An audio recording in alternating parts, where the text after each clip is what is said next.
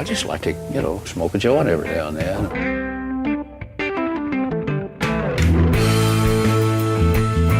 Good people don't smoke marijuana.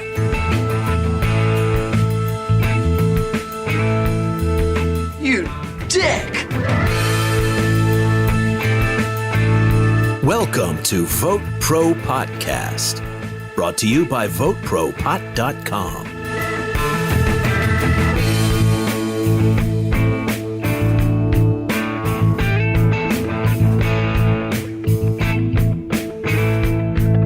Today, we're going to tell you about incoming House members who are backing marijuana reform in the next Congress. And in a related note, we're going to talk about a deal to send medical cannabis to the Czech Republic. We'll tell you about $2.7 million that the state of Colorado is setting aside for testing the effects of cannabis on autism and pain management, as well as a story about Washington basically saying F you to the FDA, and much, much more. So let's get right to it. We have a lot of stuff to cover today, but before we continue, we'd like to send out a great, big, sloppy, wet, metaphorical kiss on the mouth to each and every one of our listeners. Why?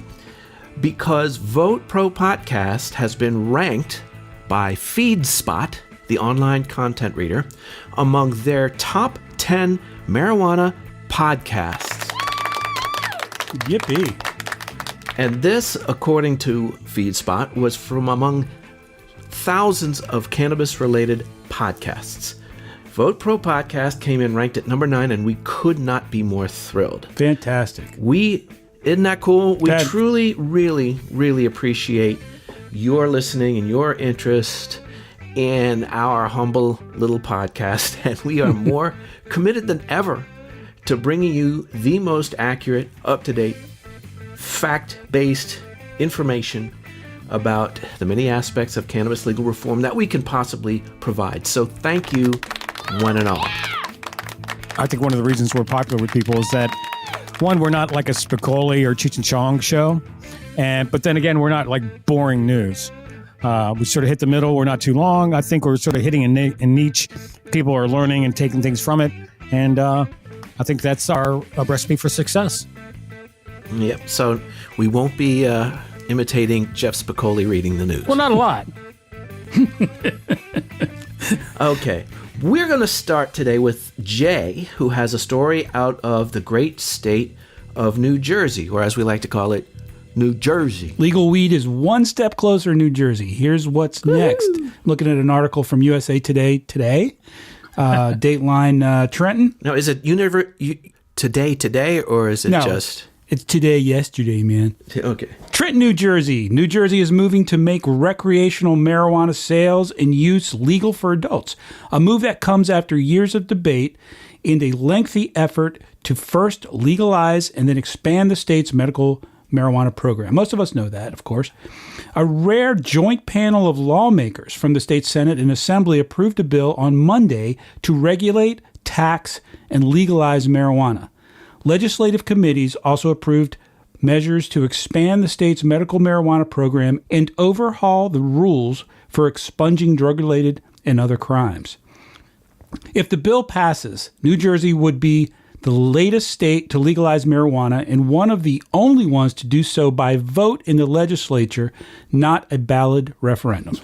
One step closer. Yeah, so what's exciting and what's interesting about it is that the legislature has actually accomplished this. They've actually gotten together, both sides, hashed it out, and come up with a bill, as opposed to just the voters having to get it on a ballot because the politicians are too chicken or too lazy or whatever it is to get it up there. So it's great. Go New Jersey. Yeah. They've come a long way since Chris Christie, since he was such an opponent to reform. I mean, he was one of the biggest. True. Was he? What a turd. He was so anti-cannabis. That's right. That's so you would have, a few years ago, you never would have thought New Jersey was going to be adult use state anytime soon. Chris Christie blocked but now everything, they have including a bridge. Yeah, I didn't catch that. But now they have a Democratic governor, so there's a good chance. So where is New York on the spectrum of legality? Because you got New Jersey, New York. I'm thinking, two adjacent states. We're starting to see some coalescing. Well, right now I think medical, but it's really restricted. You can't get flour. You can only use oil. Very restrictive, legal, medical, but no personal There's only use. like 2 processors in the state. Okay. But I did read an article where someone invested, I think it was on Fifth Avenue, like millions on sort of establishing what's going to be a medical marijuana dispensary. In New York? Probably one of the first in New York City, yeah. Already? Well, they're obviously, I don't know what that's the story is, interesting. but eventually it'll be, Oh, it'll be there in New York. what happens is all will. these people, they open up medical dispensaries, and then personal use gets passed, and bam, the first day, they're in the, recreational marijuana business. And that's what happened in Colorado. And that's when all those dispensaries just they couldn't find bags big enough Blew to up. put all the money. For all their cash. Right. This vote in New Jersey paves the way for medical, though. Probably, as I They already have medical. understand it. Yeah, no, this is for both. I mean, For medical Right, it's and going to adult. expand the medical program and it's going to expand the medical. then it's set up regulations for adult use. Okay. All right. So, next time the New Yorkers make fun of the people from Jersey, Na, na, na, na, na, na. Throw that in their face. also you don't know who's lobbying for pro-reform. Yeah, especially those who are engaged in, shall we say, waste management industry. Yeah. And certain elements of the entertainment industry and our thing. Okay, well, continuing on this legislature theme, we have a report dealing with legislature on the national level. 3 incoming Democratic lawmakers poised to chair the House committees have each gone on the record saying marijuana reform will be on the agenda in the next Congress. And they and fellow party members will be taking control come the first of the year. Let's see, who are the 3 that have gone on record? Well, there's Representative Maxine Waters from California, Mad Max, who's expected to chair the House Financial Services Committee. Then we've got Representatives Jim McGovern and Joe Kennedy out of Massachusetts. And as we remember from last time, Joe Kennedy made a surprising not so surprising, but a reversal on his opposition to legalization, basically after it was already a fait accompli. Yeah, JK But, flipped. That's right. Well, he didn't flip so much as he waited to see which way the parade was going, and then he jumped out in front of it. I was thinking about that this week, and I kind of think that he might be pro-reform, but he's going to probably be for high regulations. He's a Kennedy, yes. He's going to want to regulate the Yeah. shit out of it. Oh, The man. jeebus out of it, yeah. Yep. Well, Yep. we'll see. We'll see. But that's Well, that's exciting, though. That's great. I mean, it's a step. It's another. but it's a vote for legalization, and we'll take it. Like you said last week, Phil, I think this is going to be 2019 is going to be a big year. I agree. And finally, it's expecting that Representative Gerald Nadler from New York will preside over the House Judiciary Committee. He's recently said marijuana and other, quote, softer drugs, end quote, should be legalized and regulated. He is on board with, saying, quote, certainly the softer drugs like marijuana, there's no good reason at all that they cannot be legalized and regulated properly. They always feel the need to say and regulated. That's fine. They're politicians. We'll take it. Yep, we'll take it. Well, it does have to be regulated, in all fairness. So this is beginning to reach a tipping point, I think. Don't you think? On the federal level? Yeah, I feel it. Yeah, I feel it. I really do. How about you, Andrew? And it's not just Democrats. There are Republicans on board with that, and former House Republicans. Yeah. Boehner, the big one. John Boehner to be. We'll see. I think it could happen quickly, but it might take a while. Yeah, That's I not think saying that- a lot. Well, the Republicans are very, very good at jumping in front of parades themselves. Yeah. So I think if it does reach a tipping point, they're going to say, "Oh, you legalize cannabis? Yeah, of course. Yeah, we were on board all along. Yeah." Exactly. And they'll start there's no good, politics. Gotta love it. being here at Ground Zero ourselves, all three of us in the Washington, D.C. area, we're pretty familiar with how the game's played, right, fellas? Yeah, we hear about that quite a bit. Yep. So I try to ignore it, but I mean, it's the local industry. So, yeah, it's impossible. You can't avoid it too much.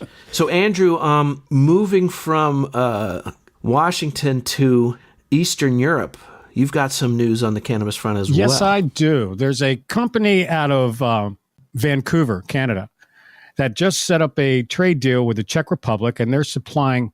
Now, the name of the company is Aurora Cannabis Incorporated, and Tuesday they sent their first medical cannabis shipment to the Czech Republic. Now, they are doing business with a company called the Czech with Herbs SRO, a Czech drug wholesaler who supplies pharmacies across the country. So that's how they're distributing the drug in. So they've already got the Czech connection. Republic. You just go to a pharmacy to get it. Under the Czech medical program, you'll be allowed 180 grams of dry flower a month. Now, this company also has stock 180 grams. Okay. that is, I think they have stock that's on the New York Stock Exchange. So, okay, now is this Vancouver, Washington, BC. or Vancouver, It's a BC? Canadian company. Okay.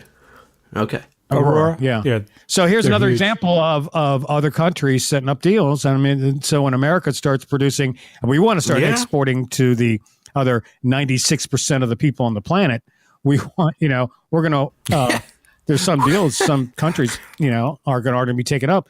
And the problem is the countries that are going to be friendly are going to be the deals. Other countries like Pakistan and some Asian countries, they're not going to legalize it anytime soon. So a lot of the, but So India seems to be opening they're up. not going to be in and the I loop. wouldn't surprise it. But China has always sort of embraced, cannabis and ancient Chinese medicine for thousands of years. So Literally thousands, Japan too, I would imagine. Korea. absolutely. And Far now East, another country is Russia, and I don't think Vladimir Putin says he will never legalize marijuana. Yeah. He makes so Not much gonna money off happen anytime vodka. soon. I'm sure.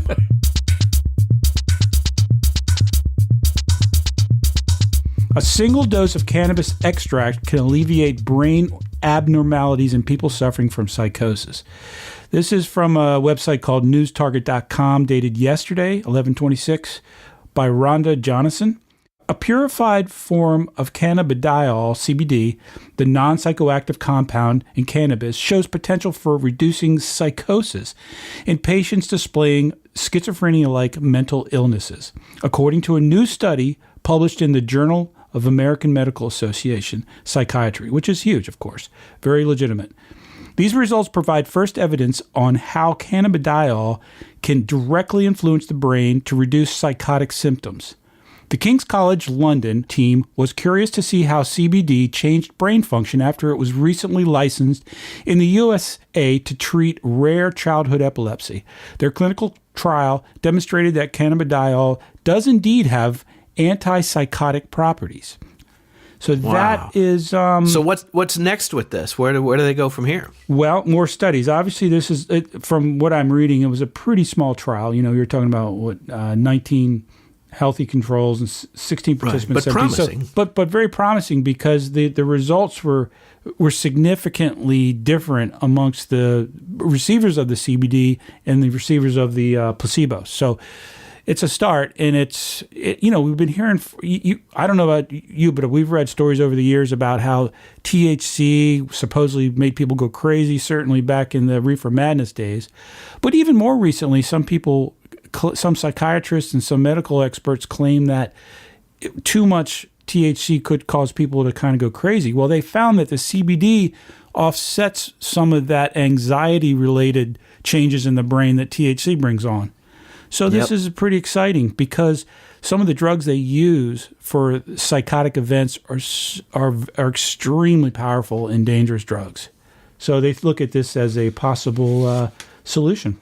Well, see, this goes back to what I said last week. The thing about these cannabis studies is there's so many different strains of weed, and they're all grown differently and processed differently, that it's really sort of hard to get a controlled study. Yeah. So what we need to do is to separate all the compounds. Exactly. And then put them back together, so you have the oil of a strain that doesn't really exist. but Right. it has all these different ratios. And that's exactly what this study did. Is it took pure CBD and just used CBD alone without THC. Okay. In a semi-related medical story, this is kind of this speaks to what happens with all this money that comes from cannabis sales in legal states. Grants from Colorado's State Health Department will study medical marijuana use for chronic spine pain in irritability in autistic children. This is Dateline Denver, Colorado. This is from a Patch staff writer dated the 23rd of November.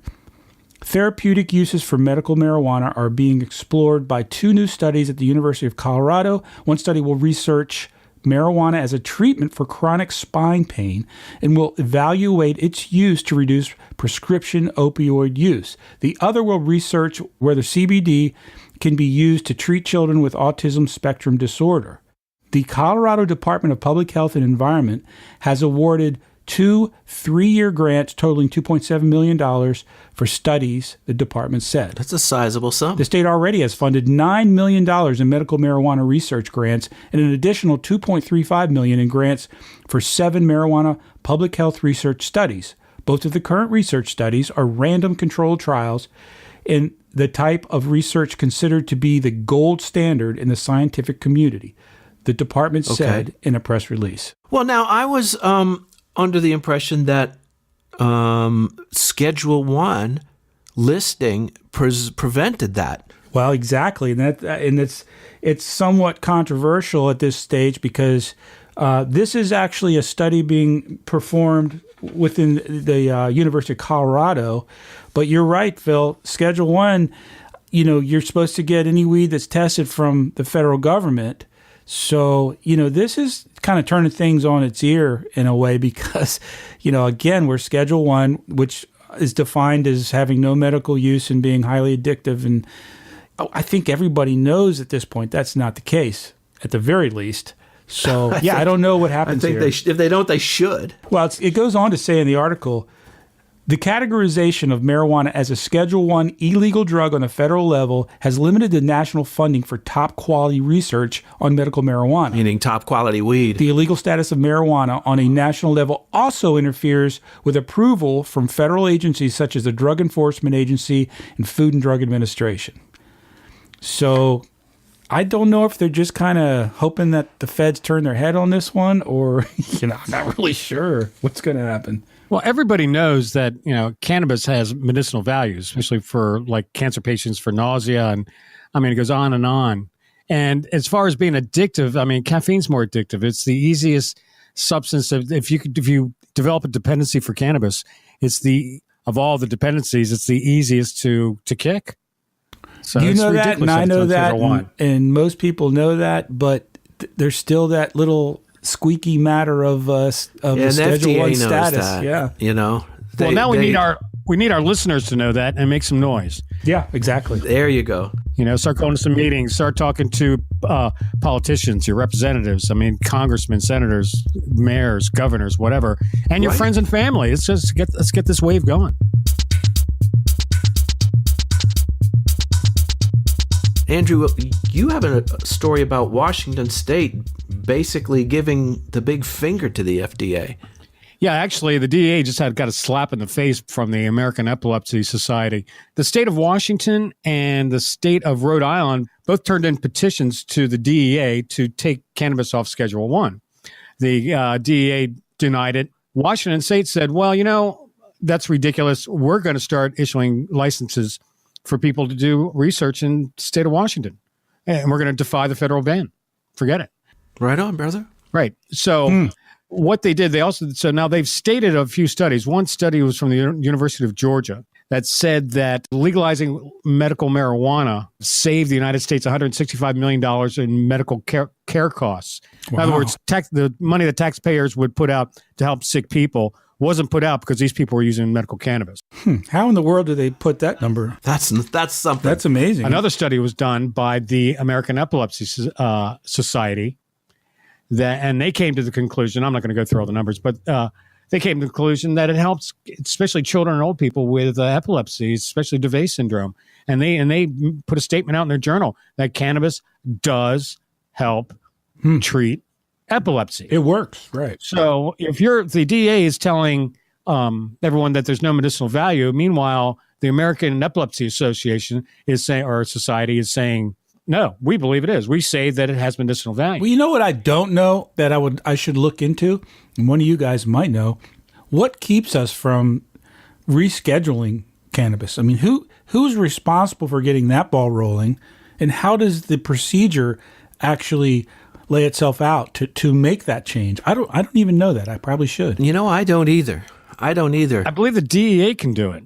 Really? Yeah, I was sort of under that impression. It's probably a DEA along with like a congressional. Well, I guess it falls under the But we should reach out to one of our friends at Normal or Marijuana. And if anyone listening has an idea of why that is, or knows for a fact why that is, or how that gets rolling, chime in. Let us know. Give us a comment. Put a quick comment. Go to our Facebook page and leave a comment. Or sometimes our listeners know more about this than we do. Yeah, we're not. We're what you call non-expert. What was it? Yeah, Andrew came up with. We're amateur experts. Amateur experts. There you go. That's right. Help us out if you know the answer. Give us a comment. And whether you have the answer or not, we would love to hear from you. Check us out at VoteProPot.com. And we'd love to see an email from you at VoteProPot@gmail.com. And please like and follow us on Facebook, Twitter, and LinkedIn. Just do a search for VoteProPot. Or, ladies, you can search for me on Tinder. Just look for Big Daddy 420. I'm a Capricorn with a bad moon rising, and I'm ready to party. You got something rising. I don't know what the moon is doing. That's just messed up.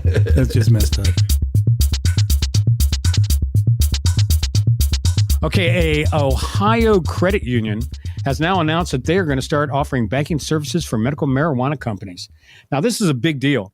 Now, a company by the name of Right Pat Credit Union in Ohio is now going to start doing business with the medical marijuana companies. Now, until now, there's been no banks doing business with anybody.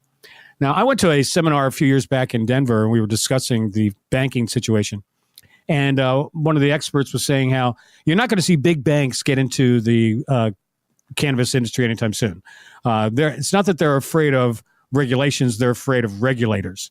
They're going to come in one day and all of a sudden pull a law out. Sure, their business, they could start it and everything will be fine, but they don't know what the future will hold. Too risky, yeah. Right. And small banks don't have the capital to really back it. Right. But what the guy said was, and this is what's happening here. He said medium-sized bank like credit unions are like the perfect kind of financial organization to start doing business with the cannabis industry. I have a article on a little different note, focused on women. This is from Herb magazine, herb.com. It says, women who smoke weed have higher IQs than those who don't. Cannabis users have always been associated with lesser intelligence, it says. Many incorrectly believe consuming cannabis has a negative impact on the brain and its functions, resulting in reduced processing and skill levels. Over prolonged periods of exposure, the damage becomes less and less reversible. Except that this could not be further from the truth, especially for women. New research is proving that cannabis users actually have higher IQ scores than those who don't take. I'd be interested to see. Let's see what this one is all about. Interesting. The Journal of Epidemiology and Community Health looked at 800 female cannabis users, compiling data on things like their intelligence, schooling level, smoking habits, and lifestyle. After concluding their research, the group released some shocking statistics. Not only did most of the female cannabis smokers have higher IQs than the general public, women who were 50% smarter than the average woman were more likely to consume cannabis. That means the smarter the woman, the greater her chances of using cannabis. So it's not that cannabis makes you smart. It's just that A, it doesn't make you dumb. Right. And B, smart women are using it. So, and considering that the women are so much smarter than men anyway, there you this is kind of frightening. You Not go, really. girl. I love a smart girl. Oh, I've got a woman story here too, as a matter of fact. For the ladies? Two of our favorite topics, weed and women. Right on, baby. Can't get enough of your love, baby. The title of the story is Women Smoke More Weed Than Men, Report Finds. From Cheech and Chong to Seth Rogen and James Franco, the archetypical weed enthusiast has pretty much always been a dude. But according to one report, it's women, not men, who actually smoke the most weed. This is an article by Rob Hoffman. In fact, the Cannabis Consumers Coalition 2017 report, which found that women smoke more weed than men, received a whopping 58.35% of female respondents compared to only 41.65% of men, more than a 15% margin. It goes on to say, as the report reads, the fact that there are more women cannabis consumers than previously thought shows that women are a force to be reckoned with in the new industry on multiple levels. Now, we each of us three, Andrew, Phil, and I, kind of take a different social media platform and work it kind of. And mine is the LinkedIn. And I'm telling you, LinkedIn is obviously more business oriented. And it's fascinating to me how many women business owners there are in the cannabis industry, whether it's consulting or dispensaries or anything. It's just incredible. Women in business in general. It's that's amazing. Definitely true. You're right about that. And that's exciting. I think it's where great. I work, my boss is a woman, her boss is a woman, her boss is a woman. That's great. All That's the way great. up to the president. So Well, you and I, Phil, both have mature, grown daughters who are successful. My daughter's getting her master's Right. degree right now, and we're go girl. You go girl. While the CCC's report is only based on a survey, studies in the past have also shown that women build a faster tolerance to THC than men. Now, we did a story on that a few weeks back.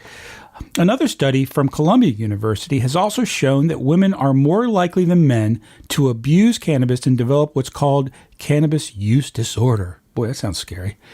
So there you go, ladies. Bring it on. well, the good and the bad. I have two things to say about this. Two things. One, I don't think women smoke more cannabis than men. I think women might purchase more cannabis than men, but I don't think they're smoking it. I think, smoke more often. No, I think they're eating and vaping. That may be. That's one of the reasons I think more women are doing it, because a lot of women just didn't like to smoke and or smell like smoke. I don't know. I know a lot of women that enjoy smoking weed, to be honest with you. Right. Yeah. Yes, that's true. But So I don't know. It's not a study, though. It's just an observation. Yeah, but women your age who grew up with it. these new studies saying women are not only they smoking more, but they're getting more involved in the industry. I think when it became legal, more women were more willing to get involved. I know a lot of the women in my life. Well, the number one thing they didn't like about pot wasn't that they didn't like the way that made you feel. It was the fact that it was illegal. Yeah, That was the number one. That's a good point. Yeah, you're probably right. And also now a lot of this stuff and a lot of people are coming to the realization that they were using marijuana not for recreational purposes, but for medical. They're self-medicating. Yes. People self-medicate with alcohol all the time. Oh, I can see that. Yeah, absolutely. So what they're doing now, it's a legitimate, source of a legitimate medical source of treatment. So more women are using, especially like balms and creams and lotions and. Well, not only that, but when you think about it, if you look at the medical industry, especially nursing and so forth, and therapeutic industries, so I would think that's a pretty high percentage are women, wouldn't you say?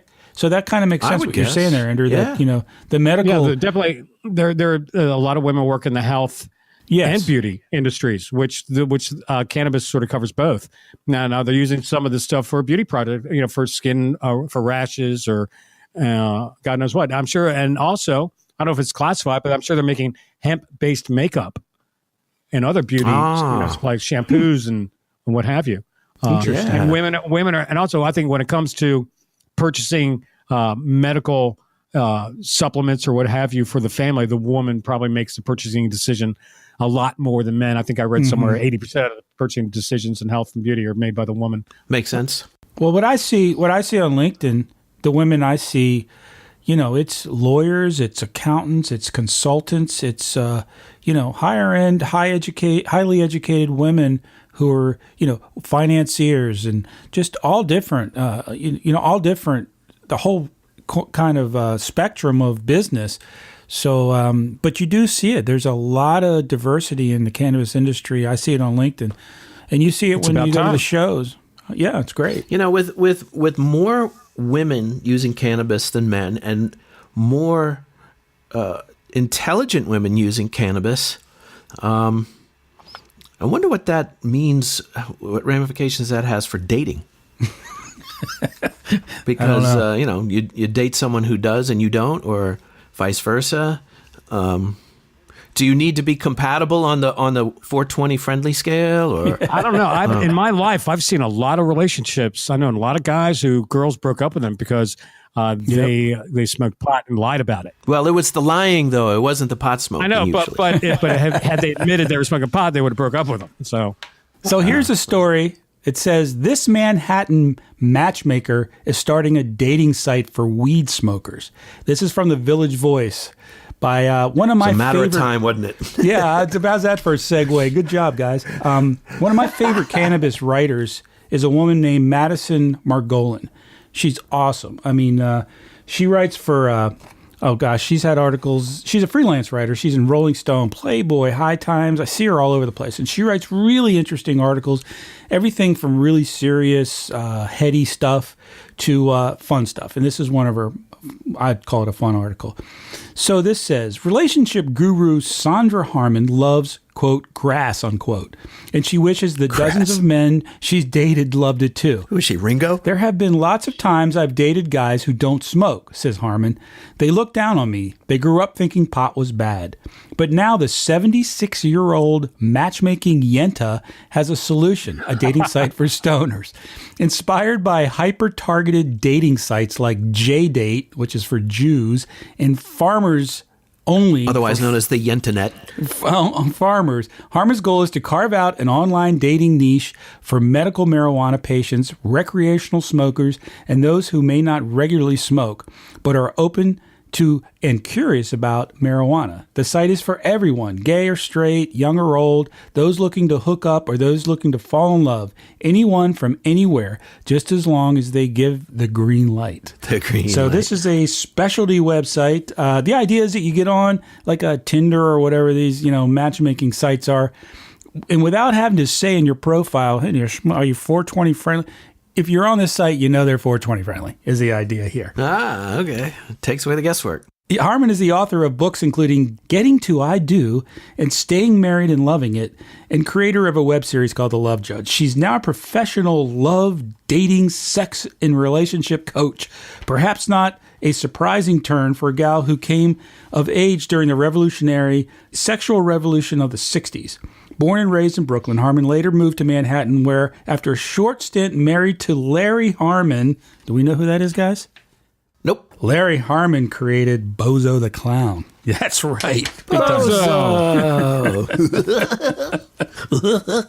That's right. Oh, that was crusty. There was a different Bozo in every city, and in Washington, D.C., our Bozo was Willard Scott when I was a kid. That's right. I remember him and well. he was also Ronald McDonald.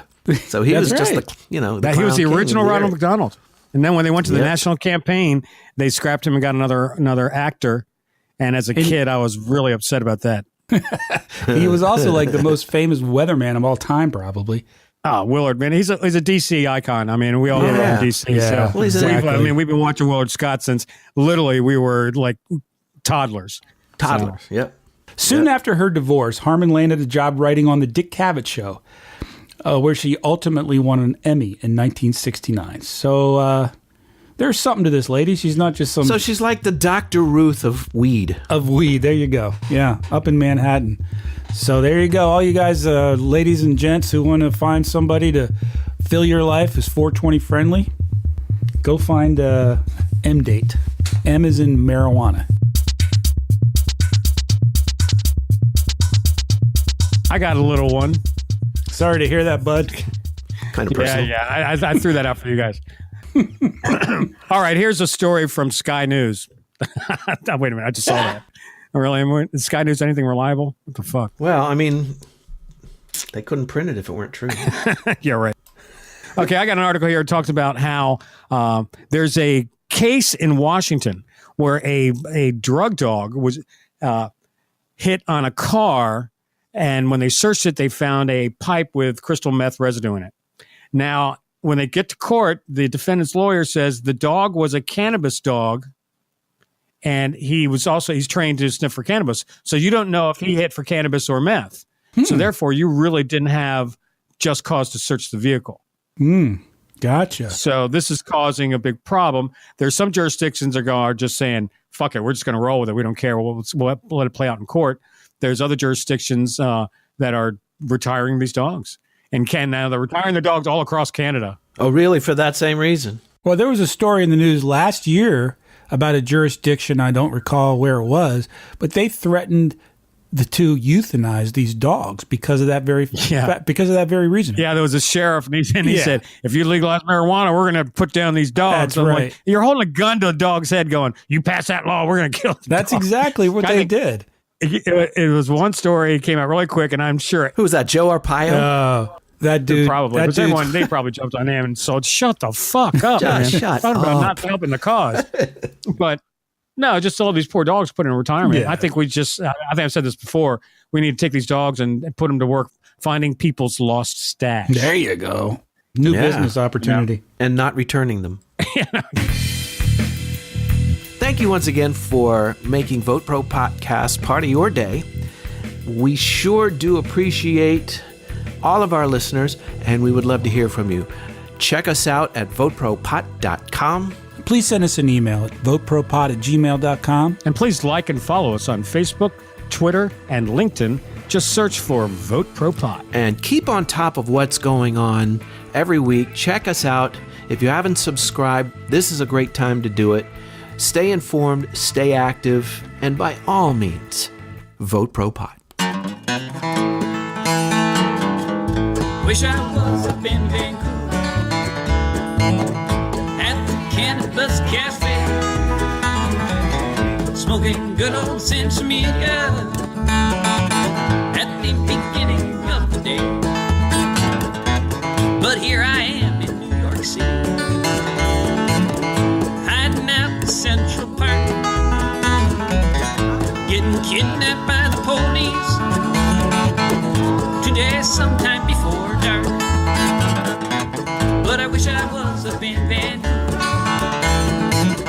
at the Cannabis Cafe, smoking good old Sensimilla at the beginning of the day.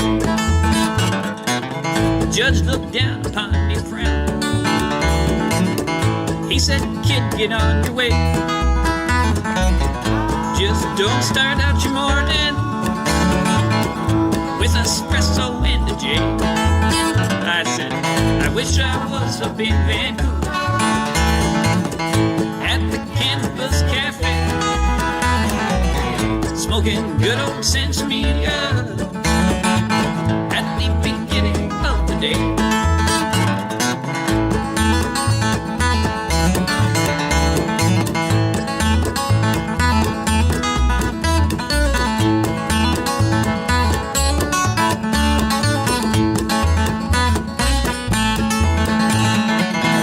Hitched on out to Portland, caught a ride up to BC, took the bus over to the neighborhood to have a bowl with my coffee. Now I'm up in Vancouver at the Cannabis Cafe, smoking good old Sensimilla at the beginning of the day. Smoking good old Sensimilla